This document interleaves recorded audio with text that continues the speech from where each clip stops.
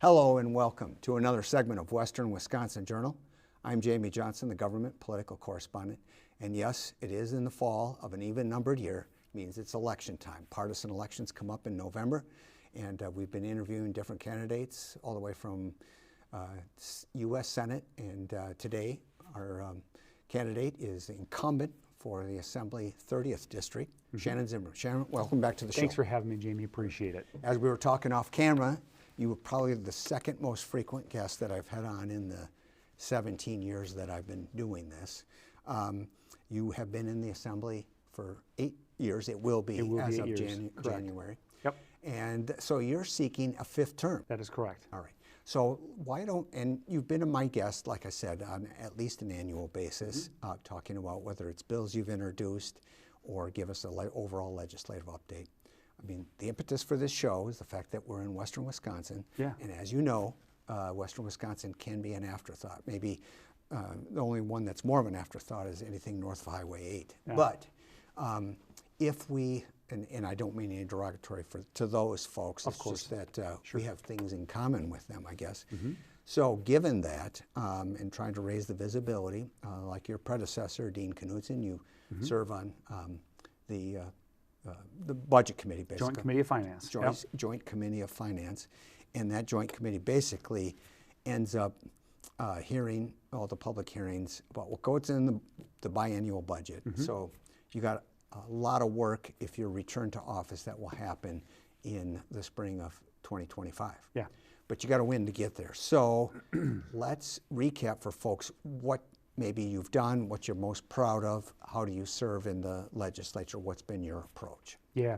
So once again, thank you for having me. I didn't realize that it's been that frequently, but I'm grateful for the opportunity, because one of the challenges I think that a lot of Western Wisconsin folks would raise is the lack of Wisconsin-specific news. And so it's great that this is a mechanism to share information with the local people who's affected by things that happen in the budget or that happen from a policy perspective. So as you know, look, I've been an area entrepreneur for better than 2 decades now. In fact, just this past week, I was asked to attend the opening ceremonies at the University of Wisconsin in River Falls, present the chancellor, the outgoing chancellor, and the interim new chancellor with a citation acknowledging 150 years that they've been around doing great stuff. And I used that opportunity to talk about all the ways, actually, that I had engaged that educational institution. We hired 4 to 6 graduates a year with the tech company that was founded right here in the St. Croix Valley, and just had a wonderful experience. I'm a pro-business guy. I always have been. When people have good jobs, families are well taken care of, we live in an exceptional part of Wisconsin. Just the quality of life here, I think, is great. It's not perfect. There's always things that we want to improve and things that we want to do. So my original motivation, I never was a political guy, but my original motivation was kind of out of gratitude to some degree, right? When I think back to the hundreds of people that we were able to hire here, and they were gracious enough to kind of make our dream their dream, and we all were successful together. When I was first approached to run for office, I thought, oh, well, no way. I don't want anything to do with that. But I thought more about it and ultimately decided to run. And to your point, I've been serving for 4 terms, 2-year terms. And if there's one thing that I believe my colleagues on either side of the aisle would say is, I bring a practical, common sense approach to some of the challenges that we face. We are living in some of the most hyper-partisan times ever. I will be called, I'm too moderate for the Republicans and maybe, not, favored with the Democrats. That's probably right where you want to be, because I think that's where you get things done. The reason I'm seeking a 5th term is because there's a little bit of unfinished business that I want to get done. What I have gotten done has both a statewide impact and also a local impact, and I'll speak to both. Statewide, I was super thrilled. I've been in tech my whole life, and I'm looking ahead. I'm in artificial intelligence now. It is the future. If you're not familiar, it is going to be profound in terms of what it does. I want Wisconsin to be on the front end of that. I want to be a beneficiary of this new emerging economy and opportunities. So I authored a bill. I knew the big tech companies are looking for hyperscale data centers. These are investments in big physical infrastructure that they make because AI then can power all the different things that we're going to want to use it for.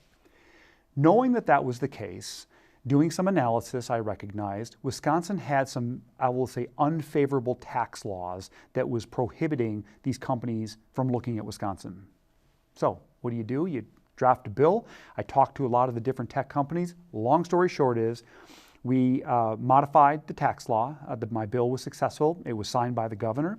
Went into law. Microsoft has now committed $3 billion to the state of Wisconsin, and I would speculate they'll double that before they're done, and that's going in the southeast. Rising tides lift all boats. So having, I think, the business background, having the tech background, that is a direct impact, has a direct impact on Wisconsin. Let's go local, because that's probably what a lot of your audience is going to care about. It was 4 or 5 years ago when some of the wonderful people from Lake Malibu started reaching out to me, talking about some of the sediment that was filling in Lake Malibu. I went out there on 4 separate occasions, twice with the DNR and all times with lake residents. And they gave me a tour, they showed me around. What had happened was the Willow River Dam had to be replaced. This was my predecessor had helped facilitate that. Things happened. We had a heavy rain. It breached and all the sediment flowed down in. Homeowners with property, well, historical lake access property, didn't have it anymore. Naturally, they're upset. And for multiple years, they worked and worked and worked through the DNR, through other agencies to try and get this resolved, couldn't get it done. I was thrilled this past budget cycle. So as a member of the Joint Committee of Finance, we have a seat at that table, and I advocated strongly that this is wrong. We cannot allow this to happen and not repair and or fix it. So I was able to secure $2 million in direct funding that will go to Lake Malibu for the restoration and dredging of the sediment that has flowed in there. And those lake residents will now be a beneficiary of that. That's local. 2 cycles ago, the University of Wisconsin River Falls was seeking funding for a science and technology building. There are some who say, boy, do we need more physical buildings and don't we have enough already and so forth. Science and technology is the future. You're seeing it in every aspect and every industry. So I advocated that it was a solid investment. It has strong return for not only Wisconsin, but specifically Western Wisconsin. We're in the shadow of Minneapolis, St. Paul. Some high-end technology, manufacturers, healthcare, med device, you name it. Science and technology and having a major center here within driving distance of the Twin Cities, I thought was a very wise decision and a good use of tax funds.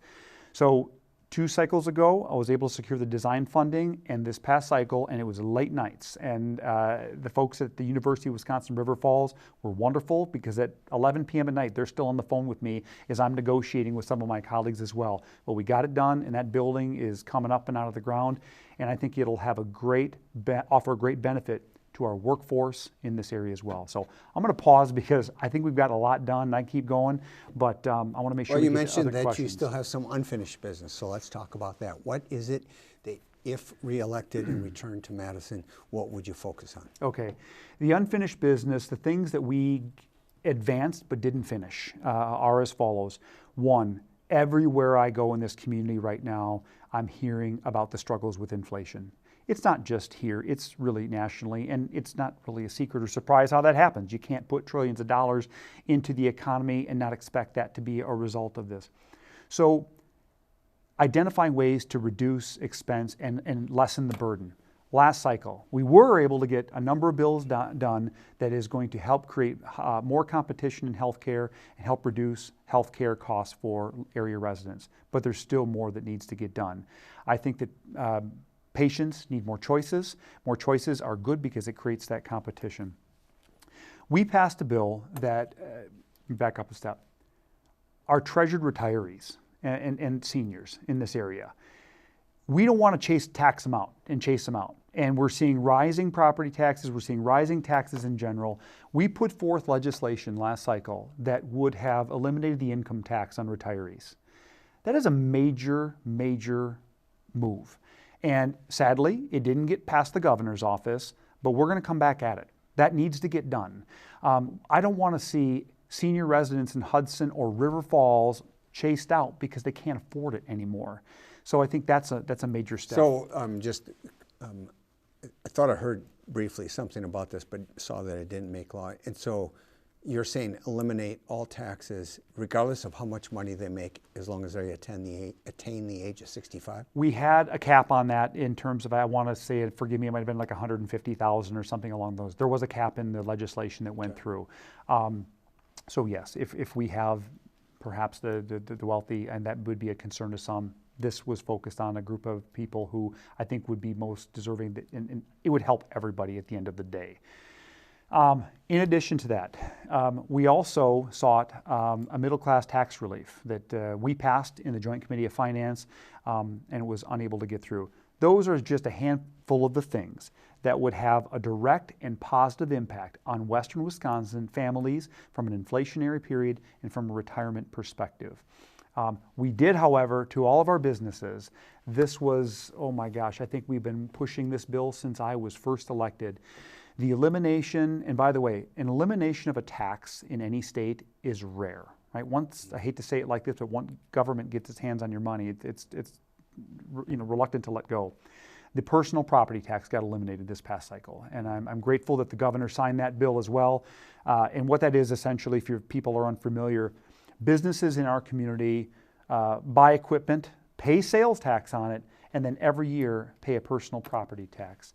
That some of that money would go to the local governments, but we offset that because we made a major renovation of shared revenues. Hudson, Wisconsin, River Falls, Wisconsin got more of the shared revenues than in any other budget cycle in the past. So I think we're doing a very good job of trying to bring common sense to our districts, to the district I represent. And one of the things I can tell you with no reservation or hesitation, Madison knows about Western Wisconsin now.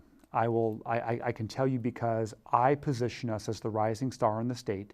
We're the fastest growing.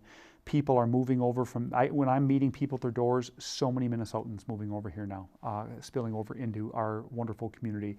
So I think that trend's going to continue, and that's why we want to make sure that we are getting out in front of this to the best degree possible.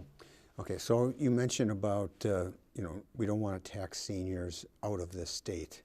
So you mentioned the income tax, but how about taxing seniors out of their homes and talking specifically about property tax? Yeah. Because one of the things that the legislature did before you were in the legislature was when it came to state aid for school districts, they stopped linking the caps, the revenue caps, to inflation. And so as a result, now Hudson will be going to referendum in this November in order to, basically we're bumping up against, for lots of years we were millions and millions under the limit. We were trying to watch our expenses, and if we didn't have to levy the tax, we weren't going to do it. But now we're up against the top. Had the property tax or the revenue limits been linked to inflation, we would have $7,500,000 more dollars available in just the Hudson School District. We wouldn't be going to referendum whatsoever. Right. So how about that way of giving property tax relief to residents of this district by linking the revenue cap to inflation? Especially with inflation, how crazy it's been the last 2 years. No doubt. And so you and I have had many conversations about educational funding. And when people, just to give a center or point of reference, right? The largest single expenditure in the Wisconsin state budget is education. Right. So especially when you combine K through 12 and post-secondary. No doubt. So to anyone that would say, do we as legislators, do we as a state prioritize education? The answer is yes, we do. The issue you're describing is certainly very real, but and I've said this multiple times, it's so much more complex than just caps and inflation. Wisconsin, over the past decade, has seen a decline in school-age children. Right.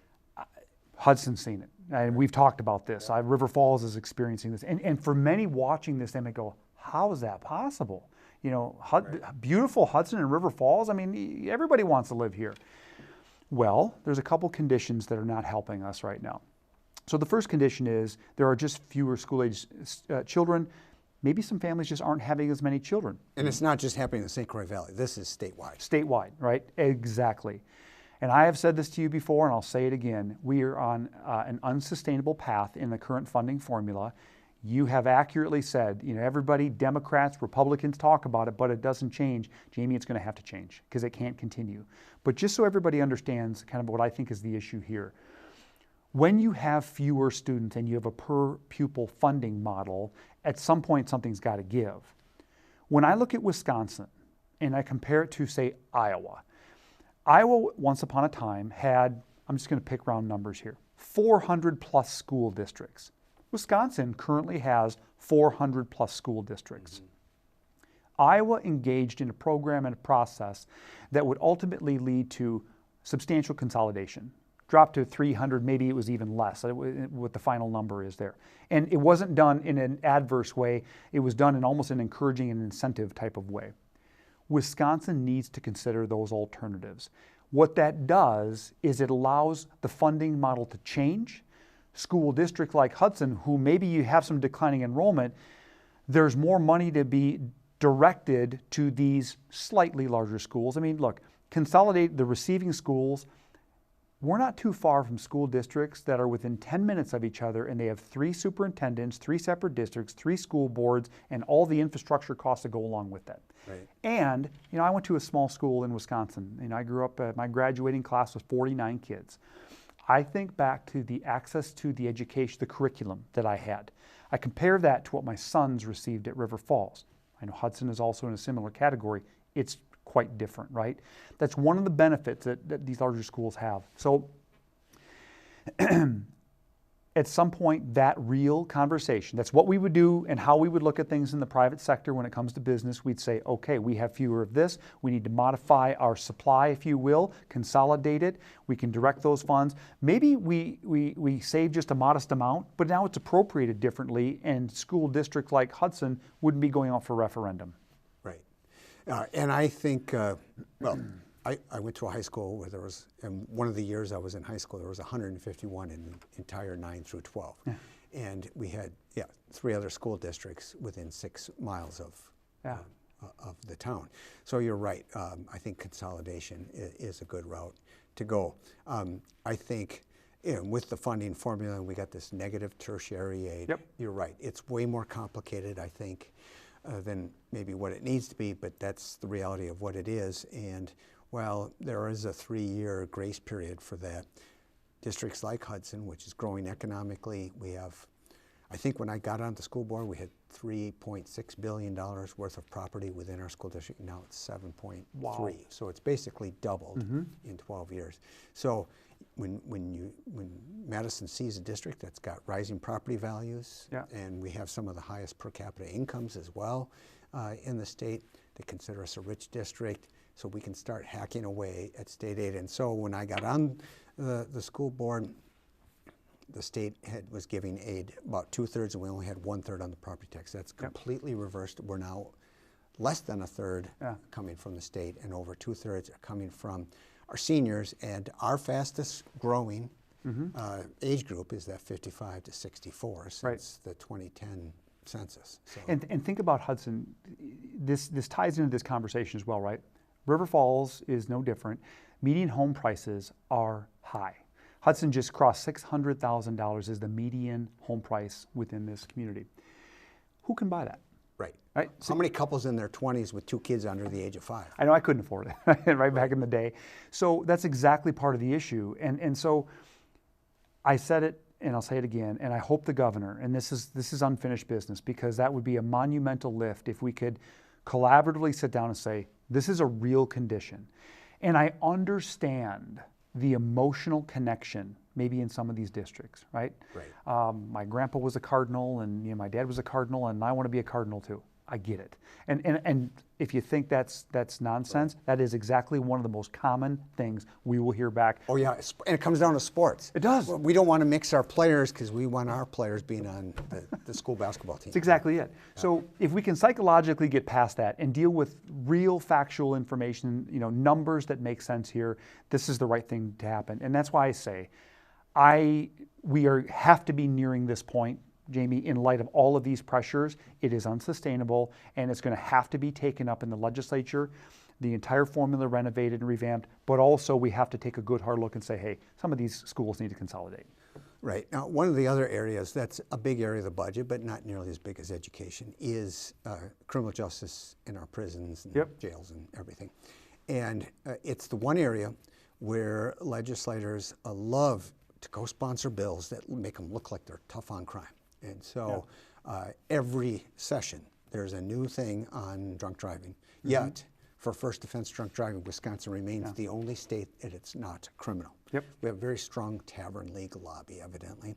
And so that remains non-criminal, but they've done things like mandate the breathalyzer, the blow in the tube in order to operate your car if you are convicted even first offense with a .15 or higher and so forth.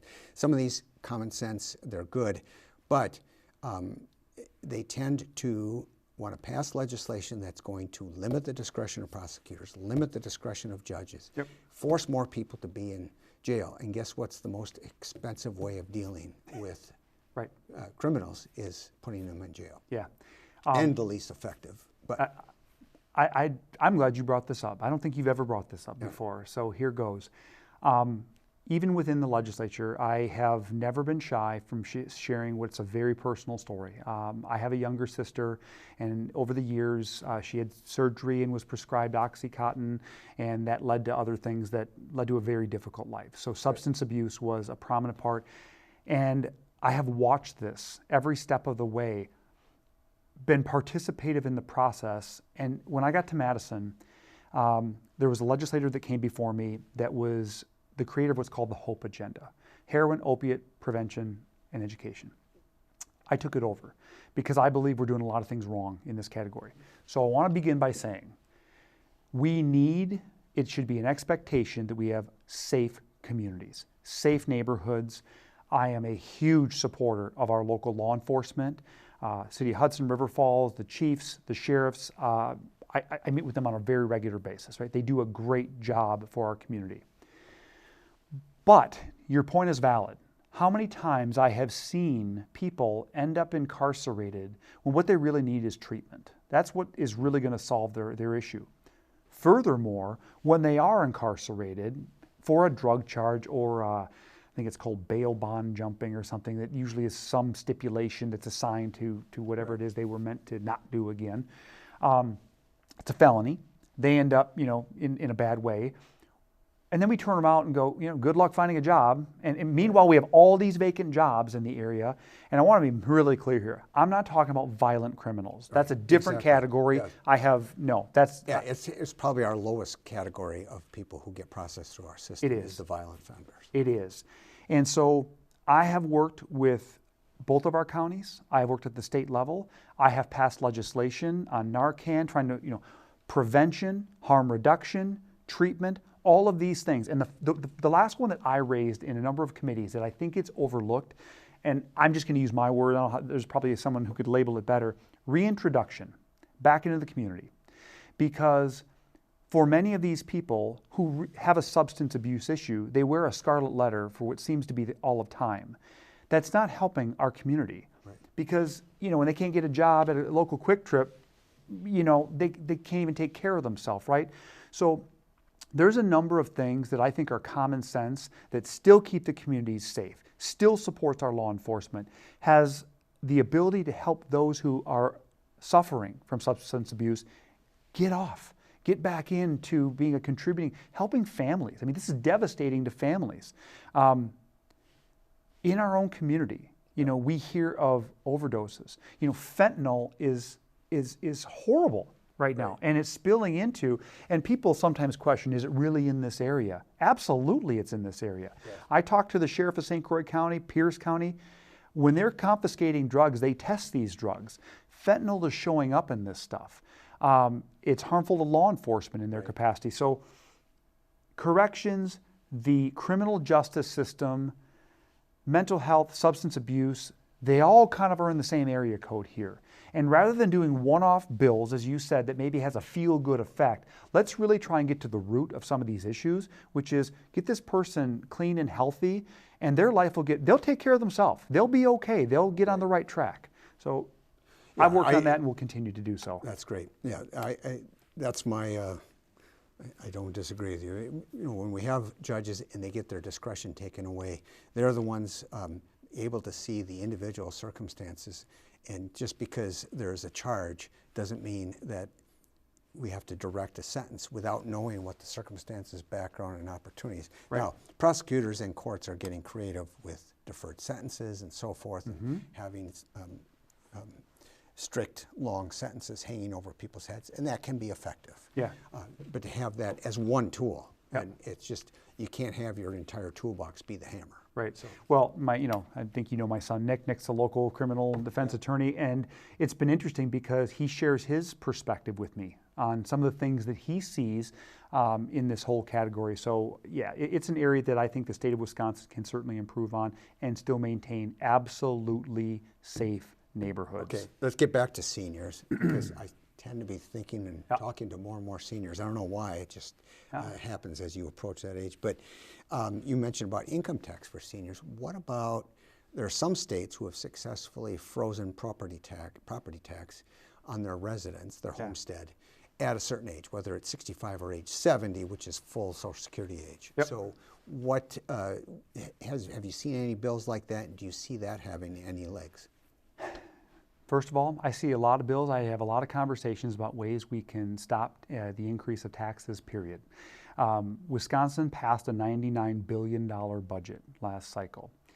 I'm a fiscal conservative. You know, it's probably was one of my motivations for running for office in the first place, right? But we also need to keep that in check because, you know, as government expands, as I mentioned earlier in this discussion, it rarely, you know, corrects itself, if you will. Seniors, as I mentioned, there are treasured area resources, right? There's ways, we want to keep them here. There's all kinds of ways they can volunteer, they can participate in the communities, and we want them to have the right to, I can go to little Johnny's, you know, baseball game this coming Saturday. So, and we want to keep them in their homes and not force them into group homes or nursing homes. Absolutely. That specific approach did not get traction last cycle, but it's been discussed. There's all kinds of ways that we are looking from a taxing perspective to make it friendlier for our retirees and our seniors. And I am committed to continuing to do that. I can't imagine you spend 50, 60 years in your home and then through no fault of yours, right, you just find yourself in a position where, you know, you're getting pushed out. That's unacceptable, and we can't let that happen. Okay. So anything else that you see as important for voters to know? We got a couple minutes left. So what are you hearing? You mentioned to me off camera that you've been to lots of doors between Hudson and River Falls. So what are folks saying? So inflation we've touched on. That's a big topic, certainly that we've covered. Interestingly enough, you know, the seniors are very vocal of late also on some of these topics that are more specific to our community. You know, the tax ones for sure, also inflation. I see them getting much more energized this cycle. They care a lot about public safety, the safety of their kids as well as we go forward. They have a lot of questions about fentanyl, and they see the stories, and they're scaring these people. So the other thing I'm hearing both from parents and from grandparents is we've got to go back to a place where we trust and believe in mom and dad. There's a lot of fodder out there these days about, you know, distrusting the parents in a variety of different circumstances to be willing to make the right decisions on behalf of their children. You know, nobody is more vested in the success of a child as the parents, right? So, you know, I've had a lot of conversations with you, Hudson School District level, number in River Falls as well. I think that there's also growing energy around the fact that the schools can't be all things. You talked about some of the funding concerns. You can't be all things. Right. And we've got to continue to celebrate and support our parents and trust they're making good decisions for their kids as well. And the schools don't have to be the ones that take over all areas of parenting as well. So that is something that I hadn't heard before in other cycles quite as much, but that's something that I'm hearing a bit more. So, as you mentioned, to close out, one topic I didn't touch on, I am committed. No matter how difficult and how powerful the lobbies, I'm going to find a way to get this done. But I believe in this age of innovation and technical advancements, artificial intelligence, your right to data privacy, because we all have these smartphones and they're collecting data on us all the time. I am working with the largest tech companies on the planet, working with other organizations that have a stake or interest in this. I got it through the House last cycle, didn't clear the Senate by 1 vote. I'm going to come back on it. But we're going to implement and we're going to take to the governors, and I really believe the governor will sign this, a Wisconsin Data Privacy Act. In this age of innovation, people should have the expectation that what you say in the privacy of your home is truly private and not being accessed and or sold. All right. And people can learn more about that where? Well, ShannonZimmerman.com. I got a ton of information there. And also my legislative page at Wisconsin Assembly. You got a history of all the bills that I'm a part of, the things I'm doing. If you really, when you hear, hey, he's not doing anything, well, just go there. And you're going to realize there's a lot going on your behalf. All right. Very good. Well, Shannon, thanks for coming on the show again. Appreciate it. We got election coming up in less than 9 weeks. That's right. And we will see what happens in November, and then if you get returned, we'll have you back on to talk about the upcoming biennium budget. I would be pleased to. All Thank right, you, Jamie. very good. Thank you, Shannon, and thank you, viewers, for watching another segment of Western Wisconsin Journal. I'm Jamie Johnson. Keep watching.